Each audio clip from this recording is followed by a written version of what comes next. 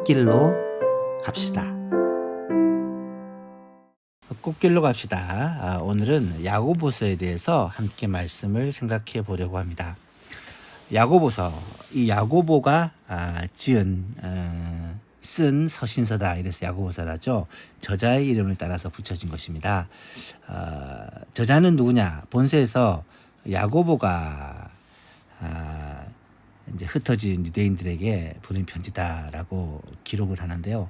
이 야고보가 성경에, 신약 성경에 야고보가 한 4명 정도가 나타납니다. 예수님의 제자 중에서도 야고보 요한할 때 야고보가 있고 또 알페오의 아들 야고보가 있고 예수님의 제자 중에서도 야고보가 2명이나 있죠.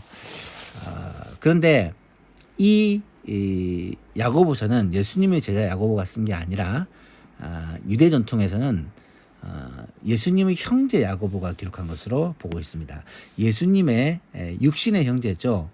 레위, 시몬, 야고보, 이 예수님의 형제 중에 야고보가 기록한 것이다라고 그렇게 보고 있습니다.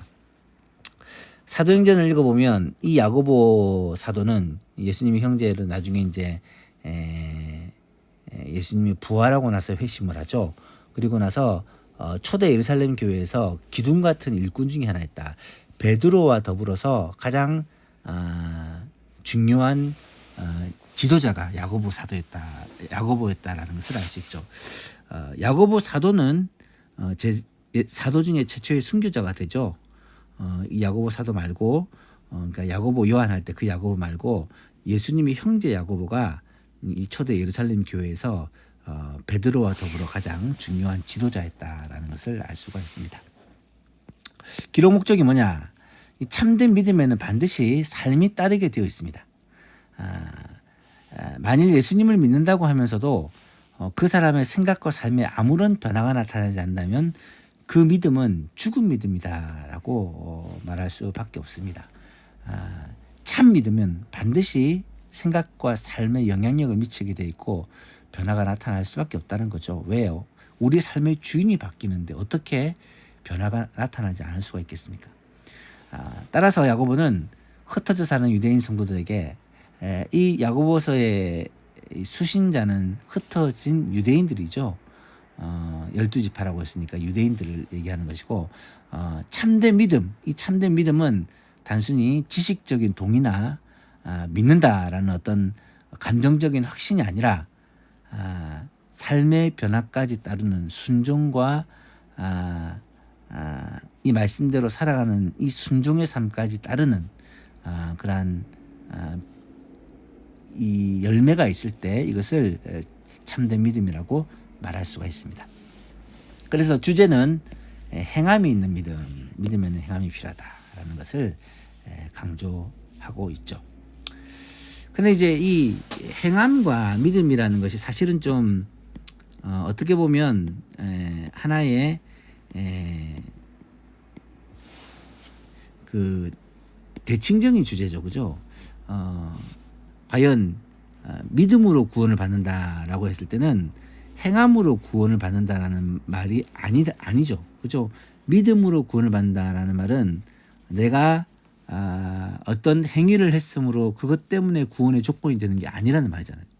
그런데 여기서 이 행함이라는 것은 믿음을 대신할 행함이 아니라 하나님을 믿고 주님을 주로 모신다면 마땅히 따라야 될 삶의 변화, 삶의 모습, 이것을 행함이라고 표현하는 것이죠.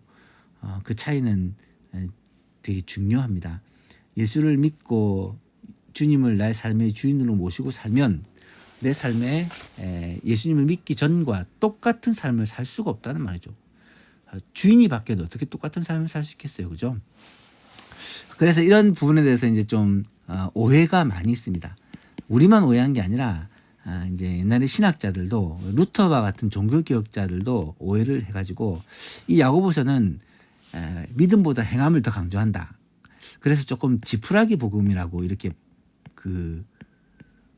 별명을 붙이기도 했습니다. 지푸라기 복음이라는 말은 그만큼 좀 가치가 떨어진다는 말이잖아요. 그래서 믿음보다 행함을 강조하는 아주 좋지 못한 복음이다. 이런 식으로 이제 터부시하기도 했습니다만 사실 잘 보시면 이 야고보가 강조하는 이 믿음의 행함에 관한 부분, 그리고 이 바울이 강조하는 이 믿음은 믿음과 행함은 사실은 동일한 신앙이다. 이게 다른 게 아니다는 거죠.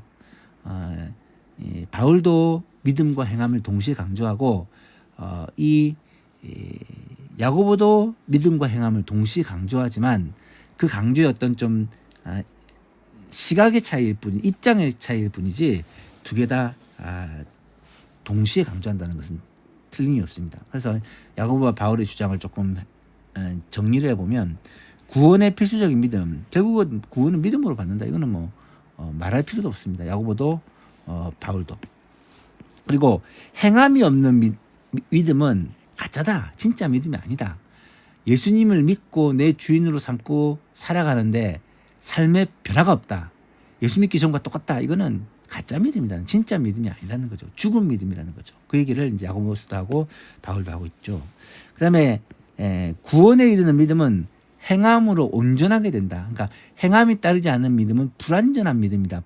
온전하지 않은 믿음이라는 거죠. 이것이 이제 야고보서에도 그렇고 이제 바울 서신에서도 똑같이 강조를 하고 있습니다. 그래서 이 행함과 믿음이라는 이 차이, 어떻게 보면 이 구조를 조금 이해할 필요가 있겠죠. 야고보서 전체 구조를 보시면 1장 1절에 서언을 하고 1장에는 이제 성숙으로 나아가는 길, 시험을 만날 때 어떻게 해야 되느냐, 유혹을 만날 때 어떻게 해야 되느냐, 그다음에 자유의 율법에 순종해야 된다, 이런 내용들이 나타나게 되고 2장부터 5장까지가 이제 믿음과 행함에 대한 강조인데요. 신앙의 본질과 회개와 인내라고 얘기해서 행위로 나타나는 신앙. 2장은 이제 믿음에는 행함이 반드시 따라야 된다. 그리고 3장 4장에서는 이제 교만에 대한 경고와 회개해야 된다. 그리고 4장 5장에서는 심판을 얘기하면서 인내를 해야 된다. 이게 사실 인내하는 것도 믿음을 우리의 삶으로 보여주는 거죠. 그래서 마지막 결론을 5장 하반절에서 내고 있습니다. 이 장별 내용을 간단하게 살펴보면 1장에서는 이제 1장 1절에서 인사하고 그다음에 이제 믿음의 시험을 통과하는 방법. 결국 이제 이것은 시험을 만날 때 하는 게 기도함으로 이제 통과하는 거죠. 그다음에 시험을 참는 자가 복이 있다. 그다음에 듣고 행하는 균형 잡힌 생활에 대한 이야기. 그러니까 야고보서는 좀 삶에 대한 강조가 많아요, 확실히. 그러니까 행함에 대한 강조. 믿음이 이 어떤 지식적인 믿음이라든지 관념적인 믿음이 아니라 삶이다, 행함이다. 이 장에서는 성도의 외모에 따라 차별하는 죄를 경계하고 있고 행함이 있는 구원에 이르는 믿음, 행함이 있는 구원, 이것을 강조하고요. 3장에서는 특별히 이게 말에 대한 혀를 제어할 것을 굉장히 강조를 하고요. 위로부터 오는 지혜, 이것이 어떤 것인지에 대해서 쭉 설명을 하고 있습니다. 4장에서는 정욕을 따라 사는 것은 세상과 벗대는 것이다. 그리스도인의 삶이 어떻게 살아야 되는지, 거룩한 삶을 살아야 되는, 이것도 행함에 관한 문제죠. 형제 비방과 자랑을 하지 말 것을, 형제 사랑, 이것이 어떻게 형제 사랑이 삶에서 나타나야 되는지를 설명하고 있는 내용이고요. 5장에서는 부한자에 대한 경고, 그리고 고난 중에 인내해야 될 것에 대한 경고. 결국은 이 야고보 전체 내용이 믿음을 삶으로 좀 증명해 보여달라, 믿음을 행함으로 증명해 보여달라라는 그런 강조가 많이 있습니다. 결론, 주로 유대인 출신의 기독교인들이 이신칭의에 집착하다 보니까 놓쳐버린 행함, 행실에 대한 회복을 권면하고 있습니다. 선한 행실은 외모를 따라 차별하는 것을 금하고 언어를 절제하는 것이다.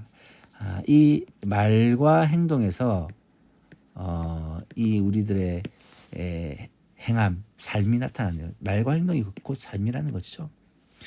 선한 행실은 정욕에 따라 사는 것과 애금주의를 경계하는 것이고, 애금주의라는 건 돈을 사랑하는 거 말이죠.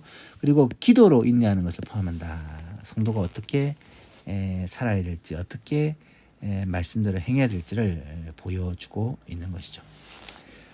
행함이 있는 믿음, 이것에 대한 내용이 에베소서에서 강조하는 내용, 이것을 꼭 한번 읽어 보셨으면 좋겠습니다.